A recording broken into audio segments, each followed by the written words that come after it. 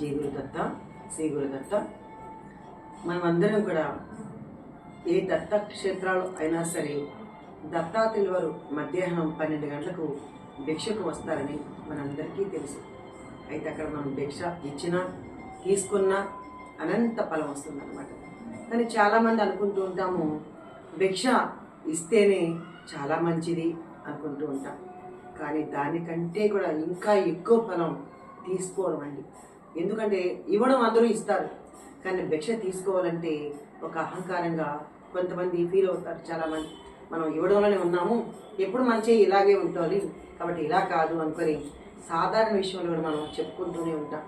కానీ దత్తక్షేత్రాల్లోనే కాదండి, ఎక్కడైనా సరే బాబా మందిరంలో కావచ్చు, అలాగే మనం దేవుడి కార్యాలు చేసే ఆ భోజనం కావచ్చు, అది ఏదైనా సరే ఇవ్వడం నేర్చుకున్నట్లాగే మనం భిక్ష స్వీకరించుకోవడం నేర్చుకోవాలి.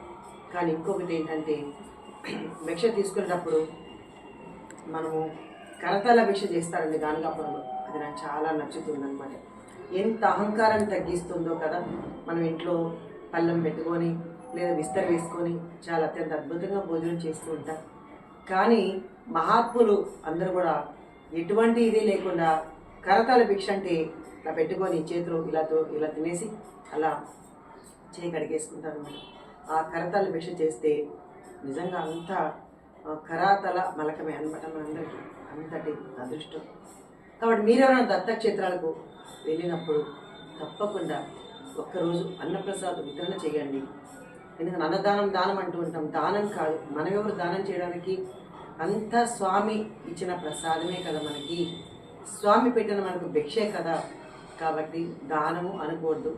స్వామికి అక్కడ చాలామంది అదే దత్త స్వరూపులా ఉంటారు కాబట్టి దత్తుడే స్వయంగా భిక్ష స్వీకరిస్తున్నాడు అనే భావంతో మనం అందరం ఆ యొక్క భక్తితో, పైగా మన కష్టార్జితంతో ఆ స్వామికి అక్కడ భిక్ష మనం అక్కడ సమర్పిస్తే భగవంతుడు చాలా ఆనందిస్తాడనమాట.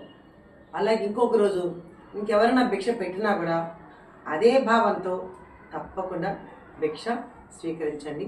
మన కర్మలు ధ్వంసం అవుతాయండి.